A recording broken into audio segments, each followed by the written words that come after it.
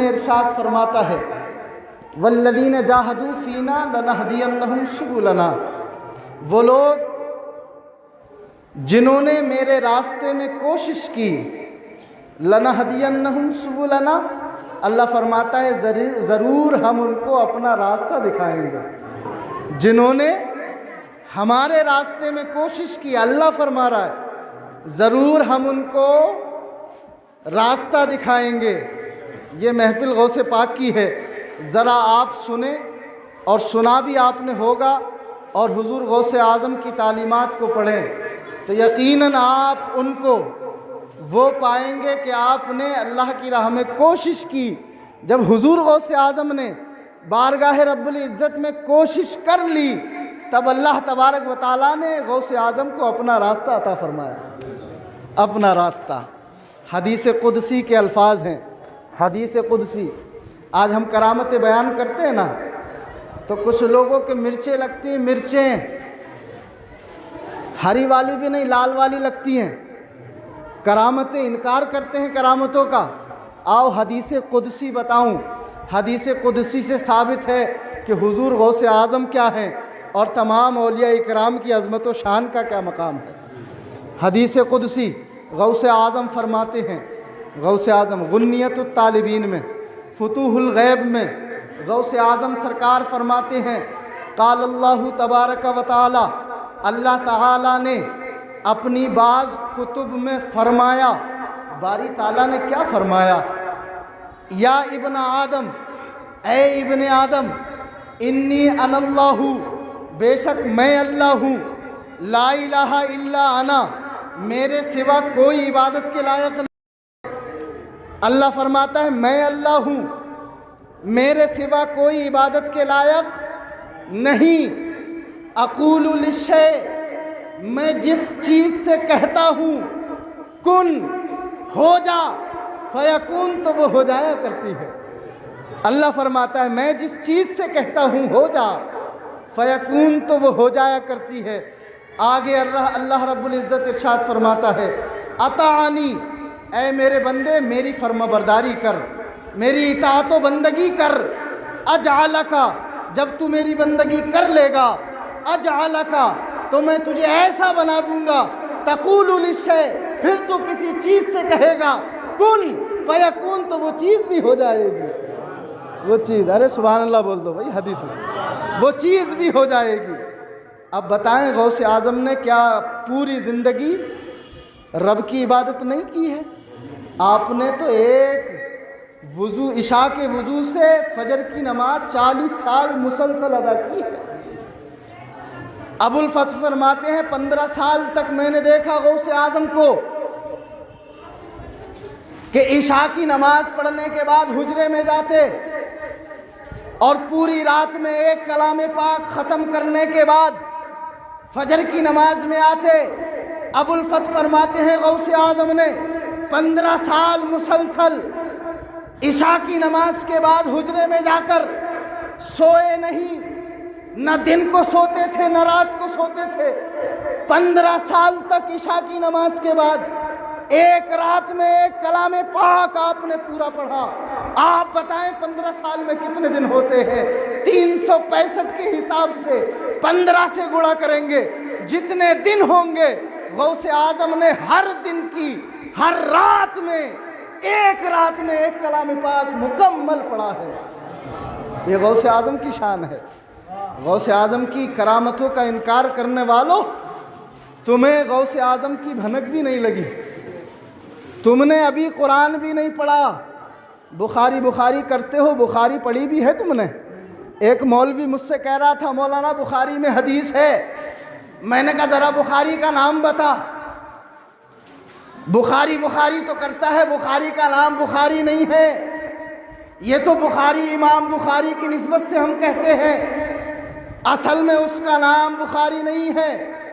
आओ मैं बताऊं बुखारी का नाम क्या है। अल जामिउल मुस्नदुस सहीहु मिन उमूरी रसूलिल्लाहि सल्लल्लाहु अलैहि वसल्लम व सुन्नतिही व अय्यामिही, ये है बुखारी का नाम। बेइश्क़ नबी जो पढ़ते हैं बुखारी, आता है बुखार, उनको नहीं आती बुखारी। बेइश्क़े नबी। जो लोग पढ़ते हैं बुखारी, आता है बुखार उनको, नहीं आती बुखारी। मैंने कहा मौलवी साहब पहले बुखारी का नाम याद करें, बाद में बुखारी बुखारी करना। तुम्हें बुखारी की भनक भी नहीं लगी, बुखारी की भनक भी नहीं लगी। अगर बुखारी की भनक लगती तो जिस किताब को तुम बुखारी पढ़ रहे हो इमाम बुखारी ने लिखी। इमाम बुखारी कौन थे? वक्त के बहुत बड़े मुहद्दिस थे, इमाम थे, अल्लाह के नेक बंदे थे। उनकी करामतों में से एक करामत यह है कि आपने बुखारी लिखी, और बुखारी ऐसे ही नहीं लिखी बल्कि हर हदीस लिखने से पहले इमाम बुखारी पहले गुस्ल करते थे, फिर हदीस पाक लिखते थे। यह है बुखारी। बुखारी करते हो, बुखारी तुम्हें आती भी है, उल्टे सीधे मसले बयान करते हो, उल्टे सीधे मसले। एक मसला आपने सुना होगा, मैंने बताया एक तकरीर में, इनके यहाँ एक मसला है देवबंदी वहाबी। मैं डरता नहीं हूँ अल्हम्दुलिल्लाह, और क़यामत जब तक ज़िंदगी है नहीं डरूँगा, सिर्फ़ अल्लाह से डरूँगा। अल्लाह के रसूल की हुर्मत और इज़्ज़त की खातिर अपनी जान दांव पे लगाता रहूँगा, हक़ बयान करता रहूँगा, डरता नहीं हूँ। अल्लाह का शुक्र है अभी तक जितने भी ये लोग मेरे सामने आए मुँह की खा के गए हैं, लेकिन इनसे मेरे सवाल का जवाब न दिया गया अभी तक। पिछले साल में था तो फजलुर रहमान आया मुरादाबाद शाही से, लेकिन जवाब न दे सका। जवाब इनके पास है ही नहीं, इनका काम सिर्फ लोगों को गुमराह करना है। इमाम बुखारी ने हर हदीस लिखने से पहले गुस्ल किया, फिर हदीस लिखी। अल्लाह ने वो मकाम दिया कि आज कुरान के बाद अगर किसी का मर्तबा है तो वो बुखारी शरीफ है, जिसके बाद कुरान के बाद मर्तबा है, जिसका कुरान के बाद मर्तबा है वो बुखारी शरीफ है। हालांकि सही मुस्लिम भी है, लेकिन उसका मकाम तीसरा है। उसके बाद फिर सिहाह सित्ता में और कुतुब आ जाती हैं, वो हैं। तो अल्लाह ने क्या फरमाया, इनका एक मसला है, इन्होंने एक मसला बयान किया। हम लोगों के यहाँ ये है, वे वज़ू किन किन चीज़ों से टूटता है, वज़ू किन से टूटता है? पाखाना या पेशाब के रास्ते से कुछ निकले उससे वज़ू टूटता है। यही मसला है ना, यही मसला है ना। री खारिज हो जाए, हवा निकल जाए तो वज़ू टूटता है। अब हमारे यहाँ मुतलक ये है, इमाम आज़म के नज़दीक अगर हवा निकली तो वज़ू टूट गया, बंदे को दोबारा बनाना पड़ेगा। और इनके यहाँ मसला क्या है, जब तक बम की तरह न फटे वज़ू नहीं टूटता। इनके यहाँ मसला ये है, जब तक बम की तरह न फटे। तुमने के शरीयत को पढ़ा भी है, हवा भी लगी तुम्हें शरीयत की, अरे री खारिज हो, किसी भी तरीके से हो, वज़ू टूट जाता है। अब एक बात बताओ, गलत मसले इन्होंने बयान किए। हमारे यहाँ ये है कि कुर्बानी में बड़े जानवर में 7 हिस्से होते हैं, छोटे में एक होता है बकरा या बकरी में। और इनके यहाँ मसला ये है कि पूरे घर की तरफ से अगर तुम एक मुर्गी कुर्बान कर दो तो तुम्हें कुर्बानी का सवाब मिलेगा। तो पूरे घर की तरफ से एक मुर्गी अगर ज़िबा कर दो तो तुम्हारी पूरे घर की कुर्बानी हो जाएगी, इन्होंने लिखा। अच्छा, मुर्गी तो गनीमत थी, इन्होंने लिखा कि अगर एक अंडे की कुर्बानी पूरे घर की तरफ से करी जाए तब भी तुम्हारी कुर्बानी हो जाएगी। तो मैं इनसे पूछने लगा, मौलवी साहब ज़रा ये बताएं, अंडे की अगर हम कुर्बानी करें तो अंडे का मुंह किधर को करें? जानवर का मुंह काबे की तरफ करना है ना, तो अंडे का मुंह किधर करेंगे? अब लाजवाब हो जाता है। अच्छा, अगर हमने कुर्बान कर भी दिया तो फिर हर कुर्बानी के जानवर में 3 हिस्से होते हैं, तो फिर हम उस अंडे के हिस्से 3 कैसे करेंगे? क्या भूजी बना के बांटेंगे, आमलेट बना के तकसीम करेंगे? अरे जाहिलो, तुमने शरीयत पढ़ी नहीं है, तुम्हें कुरान का इल्म नहीं है, तुम्हें हदीस पाक का इल्म नहीं है। अगर तुम कुरान को सही से पढ़ लेते, हदीस को सही से पढ़ लेते तो गलत मसले बयान नहीं करते। कसम खुदा की, जिन्होंने कुरान को सही पढ़ा है, समझा है, हदीस को सही पढ़ा है, समझा है, वो एक ही जमात है, उस जमात का नाम अहले सुन्नत वल जमात है। नाराए तकबीर, नाराए रिसालत, नाराए गौसियत, मसलक आला हज़रत, आगान औलिया किराम। ये अहले सुन्नत वल जमात है जिन्होंने कुरान को पढ़ा भी, अच्छे से समझा भी और उस पर सही तरीके से अमल भी किया। ये तो गलत हदीसें बयान करते हैं, गलत आयतें की तफसीर करते हैं, लोगों को गुमराह करते हैं। मुसलमानों, अहले सुन्नत पे कायम रहो, इसका दामन मजबूती से पकड़ लो। ये दुनिया में भी तुम्हारे काम आएगी ये जमात, कल क़यामत के दिन भी काम आएगी। तुम कहोगे मौलाना दुनिया में कैसे काम आएगी? मैं बता दूं कैसे काम आएगी। अहले सुन्नत वल जमात, आप देवबंदी हो जाओ, यही अहले सुन्नत आपका जनाजा नहीं पढ़ेंगे। यह है दुनिया में काम आना। आप अगर देवबंदी हो गए, सुन्नी जनाजा नहीं पढ़ेंगे, और जनाजे के बाद जो तीजा 40वां 10वां 20वां होता है सुन्नी नहीं मनाएंगे। क्यों? इसलिए तुम्हारा अकीदा दुरुस्त नहीं था। अगर तुम सुन्नी रहते, अहले सुन्नत पर कायम रहते, हम सुन्नी तुम्हारा जनाजा भी पढ़ते और जनाजे के बाद तुम्हारे लिए हाथ खड़े करके ईसाले सवाब की दुआ भी करते। तो दुनिया में भी तुम्हारा फ़ायदा है, सुन्नी बने रहो। और ज़रा पैसों के लालच में भनक लग गई, जिससे इस्तंजा नहीं आता अमीर बना फिर रहा है। अमीर मेरे सामने तो रुकता नहीं, एक दिन चौराहे पे मुझे मिल गया, देख के ही भाग गया, कहीं इमाम साहब पकड़ न ले। अरे भाई मैं बगैर बोले तुझसे कुछ थोड़ी कहूँगा, तू तो ऐसे भाग रहा है जैसे अल्लाह तबारक व तआला ने जो है अपनी तरफ से किसी ऐसे बंदे को मुसल्लत कर दिया जो तुझे मारने वाला है। ऐसा नहीं है।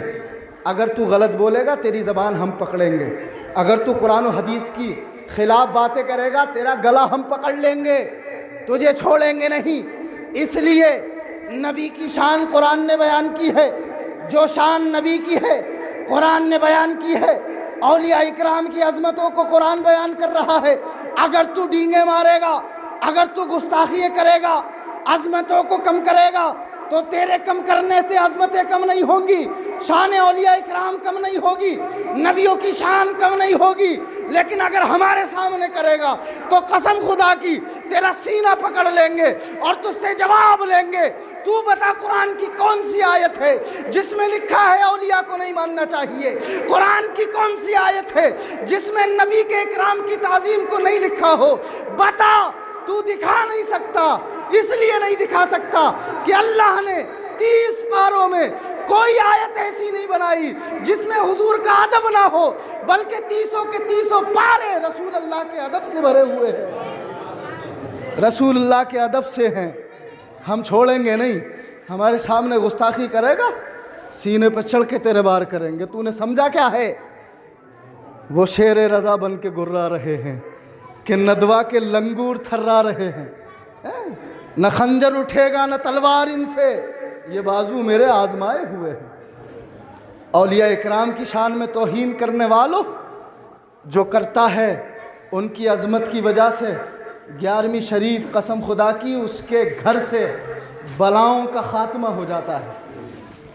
तो जो बंदा अपने आप को अल्लाह की बंदगी और इताअत में अपनी ज़िंदगी को गुजार दे तो अल्लाह क्या बना देता है?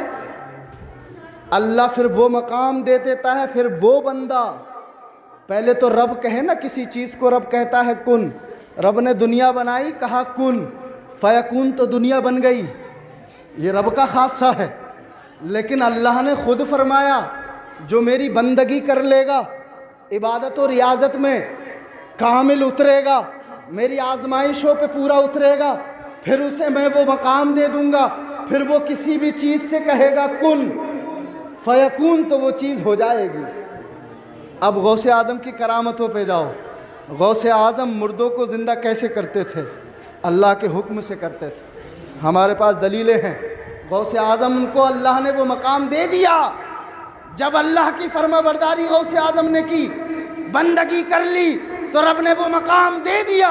फिर गौसे आज़म जिस चीज़ से कहते थे कुन फयकून, तो वो चीज़ हो जाया करते थे। ये है गौसे आज़म, मुर्दों को ज़िंदा किया। एक वाक़या सुनाऊं। हुजूर गौसे आज़म जा रहे थे, इब्न हजर ने लिखा, गौसे आज़म सरकार रास्ते से जा रहे थे। एक ईसाई और एक मुसलमान आपस में लड़ रहे थे। ईसाई कह रहा था मेरे नबी अफजल हैं, मुसलमान कह रहा था हमारे आका अफजल हैं। ईसाई और मुसलमान में झगड़ा। गौसे आज़म गुजर रहे हैं। गौसे आज़म ने सुना कि ईसाई कहता है ईसा अफजल हैं और ये मुसलमान कह रहा है मोहम्मद अफजल हैं। गौसे आज़म रुक गए और रुक के ईसाई से पूछे क्या कहा तूने? उसने कहा मैं कहता हूँ हमारे ईसा अलैहिस्सलाम अफजल हैं। गौसे आज़म ने फरमाया तेरे पास दलील क्या है, क्या वजह है कि ईसा अफजल हैं? तो वो ईसाई कहने लगा हमारे ईसा इसलिए अफजल है कि हमारे ईसा अलैहिस्सलाम ने मुर्दों को ज़िंदा किया है और तुम्हारे नबी ने कोई मुर्दा ज़िंदा नहीं किया है, इसलिए हमारे नबी हज़रत ईसा अफजल है। दलील तो बड़ी कर्री दी, देवबंदियों की तरह, वहाबियों की तरह दलील बड़ी कर्री होती है, कुरान और हदीस की रोशनी में दलील होती है इनकी, लेकिन इनकी दलील समझना सिर्फ़ आलिमों का काम है, जाहिलों का काम नहीं है। हम समझते हैं ये दलील क्या देते हैं और माना क्या मुराद लेते हैं। तो गौसे आज़म ने जब देखा कि बात इसने मुर्दों वाली, मुर्दों को ज़िंदा करने वाली बात रख दी है, गौसे आज़म ने फरमाया ए ईसाई सुन, मैं नबी तो नहीं हूँ, मैं मोहम्मद बिन अब्दुल्ला तो नहीं हूँ, लेकिन अपने आका का मैं ग़ुलाम और बेटा हूँ। तू ये कहता है कि हमारे नबी ने मुर्दे ज़िंदा नहीं किए, चल तू मुझे कब्रिस्तान ले चल, तू जिस कब्र पे खड़ा हो के कहेगा ऐ अब्दुल कादिर से ज़िंदा कर दो, कसम खुदा की अब्दुल कादिर के हुक्म से वो मुर्दा उठ जाएगा। झगड़ा हो गया, कब्रिस्तान में गए, बात ये तय हुई, हुजूर गौसे आज़म ने फरमाया ए ईसाई, अगर मेरे कहने से मुर्दे ज़िंदा हो गए तो तू क्या करेगा? तो उसने कहा मैं मुसलमान हो जाऊंगा, मुस्तफ़ा का गुलाम हो जाऊंगा। ईसाई ने कहा ए अब्दुल कादिर, अगर मुर्दा ज़िंदा ना हुआ तब? तो गौसे आज़म फरमाने लगे मैं ईसा को अफजल मान लूँगा। अगर मुर्दा ज़िंदा नहीं हुआ तो ईसा अफजल, और अगर हो गया तो तुझे कलमा पढ़ना पड़ेगा। बात तय हो गई। ईसाई बड़ा चालाक था, चला गया कब्रिस्तान में, और कब्रिस्तान में जाने के बाद जो सबसे पुरानी कब्र थी, इसका बाप इसे बता के गया, फिर उसका बाप उसने उसे बताया, यानी बनी इसराइल की एक बूढ़ी औरत उस कब्र में थी। उसके बाप दादा बता के गए कि ये कब्र वो है जो इस कब्रिस्तान की सबसे पहली कब्र है। बड़ा चालाक था। उन्होंने कहा अब्दुल कादिर फंस गए। कब्र पे ले गया, कहा अब्दुल कादिर इसको ज़िंदा कर। कहा किसकी कब्र है? ईसाई बोला मुझे इल्म नहीं ये कब्र किसकी है, लेकिन इतना जानता हूँ ये कब्रिस्तान में सबसे पुरानी कब्र है। अगर तुमने इसको ज़िंदा कर दिया तो मैं तुम्हारे नबी पे ईमान ले आऊँगा और तुम्हारे नबी की अफजलियत का इकरार कर लूँगा। कसम खुदा की। गौसे आज़म चले, कब्र के सरहाने खड़े हो गए, बारगाह रब्बुल इज़्ज़त में अर्ज़ किया बारी ताला ये काम मैं अपने लिए नहीं कर रहा, ये तेरे महबूब की इज़्ज़त की बात आ गई है, तेरे महबूब के लिए कर रहा हूँ। ऐ बारी ताला, अगर ये मेरे अपने लिए काम हो तो मुर्दे को जिंदा मत करना, और अगर ये काम नबी का है, नबी की इज्जत का है, तो ऐ बारी ताला मुर्दे को जिंदा फरमा दे। वो मुरीद कहता है कसम खुदा की अभी हाथ नीचे भी न गिरे थे कि गौसे आज़म के हाथ गिरने से पहले अल्लाह ताला ने उस मुर्दे को जिंदा फरमा दिया। नारे तकबीर, जिंदा फरमा दिया। नारे रिसालत, नारे गौसियत, मसलक आला हज़रत, मैदान औलिया किराम। मुर्दे को जिंदा फरमा दिया। बनी इसराइल की बूढ़ी औरत निकली कब्र से और कलमा पढ़ते हुए निकली, ला इलाहा इल्लल्लाह मुहम्मदुर रसूलुल्लाह, और सरकार गौसे आज़म के कदमों में गिर गई। ऐ गौसे आज़म, मेरा ये कम नसीबा था कि मैं बनी इसराइल में पैदा हुई। उम्मत मोहम्मदिया के लिए तो 12 नबियों ने आरजू की है। 12 नबियों ने ये कहा था ऐ अल्लाह हमें नबी मत बना, लेकिन हुजूर की उम्मत में पैदा कर दे। वो बूढ़ी औरत बोली ऐ अब्दुल कादिर, मैं तो ईसाई, मैं तो बनी इसराइल की बूढ़ी औरत थी, अल्लाह ने मुझे वो तौफीक दी कि मैं बनी इसराइल में पैदा हुई थी, लेकिन आज जब दोबारा जिंदगी का मौका मिला है तो मेरी किस्मत जगमगा उठी है कि मैं उम्मती मोहम्मदा में उठ के कलमा पढ़ती हुई निकली। उम्मत मोहम्मदिया में मेरा दोबारा ज़िंदा होना हुआ है। अल्लाह का शुक्र है, ऐ अब्दुल कादिर आपका करम है कि अल्लाह ने मुझे उम्मत मोहम्मदिया की जमात में, उम्मत में अल्लाह ने मुझे शामिल होने का शरफ बख्शा है। बताओ, नबी आरजू कर रहे हैं, नबी आरजू कर रहे हैं ऐ अल्लाह हमें नबी मत बना, हमें आखिरी नबी की उम्मत में पैदा फरमा दे। हैं? पहले की उम्मतें आरजू करती रही हैं, अल्लाह हमें इस उम्मत में ना बनाता, हमें उम्मत मोहम्मदिया में बना देता। और आज जिसको उम्मत मोहम्मदिया में पैदा किया है वही उम्मत अपने नबी के गद्दार बन बैठी है। वही उम्मत नबी की शान में गुस्ताखाना अल्फाज बक रही है। वही उम्मत नबी की बेअदबी कर रही है। अरे अपने नसीबे पे नाज करो, अपने मुकद्दर पे नाज करो। तुम जिस उम्मत में हो, कसम खुदा की, कायनात में सबसे बेहतर उम्मत उम्मत मोहम्मदिया है।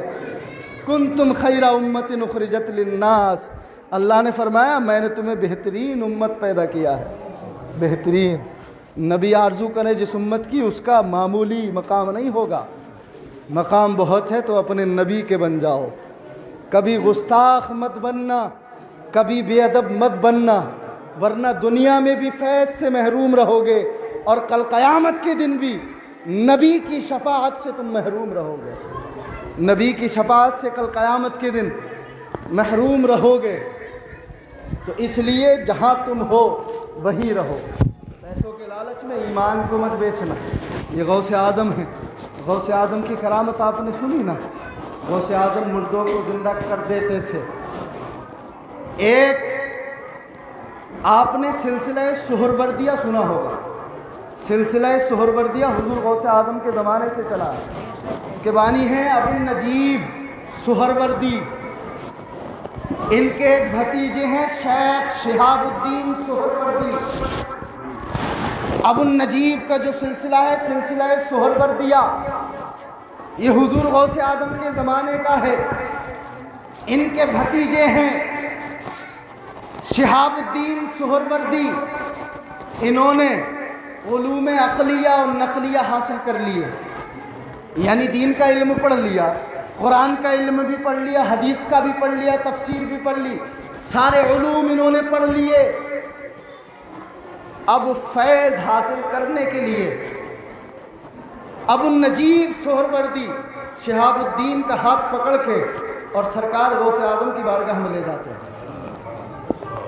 कहा हुजूर गौसे आदम, ये मेरा भतीजा और मेरा बेटा शिहाबुद्दीन है। इसने कुरान और हदीस का इल्म पढ़ लिया, उलूम अक़लिया नक़लिया इसने पढ़ लिए। ऐ अब्दुल कादिर, अब मेरे इस बेटे को मारिफत की ज़रूरत है, आप मारिफत अता कर दें। गौसे आदम ने शिहाबुद्दीन को देखा, मुस्कुराए और मुस्कुरा के कहा बेटा ज़रा ये मसले का जवाब बताओ। उन्होंने फटाफट बता दिया। जो सवाल गौसे आदम कर रहे वो बताते जा रहे। गौसे आदम मुस्कुराए और मुस्कुरा के हजरत सीने पे हाथ फेरा। शिहाबुद्दीन सुहरवर्दी के सीने पे हाथ फेरा। पहले सवाल गौसे आदम ने किए तो सारे जवाब तुरंत। अब जब हाथ फेर दिया, अब गौसे आजम ने फरमाया ऐ शिहाबुद्दीन, अब इस मसले का जवाब बताओ, अब इस सवाल का जवाब बताओ।